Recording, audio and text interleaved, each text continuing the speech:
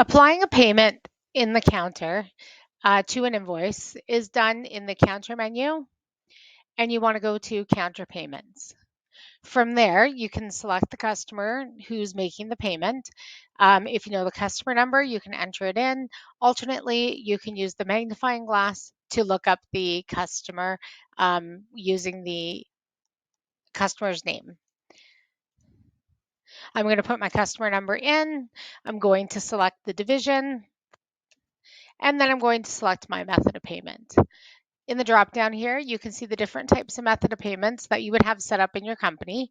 You can use the manual entry terminal. So these are turned on for Texada Pay customers, or you can use other, and you can select the method of payment here. In this case, I'm going to select cash, and I'm going to hit accept. It's going to fill in the number for me.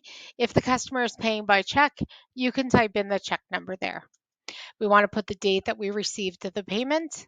I'm going to backdate this and say that I received it on the 27th, and then the amount of my payment. I have the option here to print comments in if I want to, or I can leave that blank. At this point, I have the option to apply the invoice, or I cannot apply the invoice, or I can auto apply the invoice. The difference is if I select to apply to invoice, I'm going to select the invoice that I want to make this $100 payment towards. Do not apply to invoice. That's just going to leave a $100 payment on the account as unapplied that can be applied at a later date, or your accounts receivable person can do that.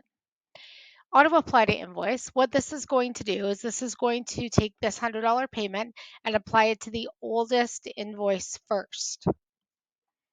In this case, I want to apply myself, so I'm going to select apply to invoice and then hit accept.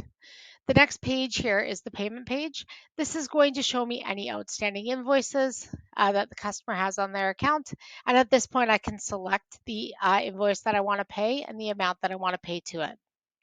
So I'm going to pay invoice number 3692. I want to say yes to pay. And the amount that I want to pay is $100, as that's the amount that I took. All right, you want to make sure that your opening balance is always zero once you've fully applied your payments to your invoices.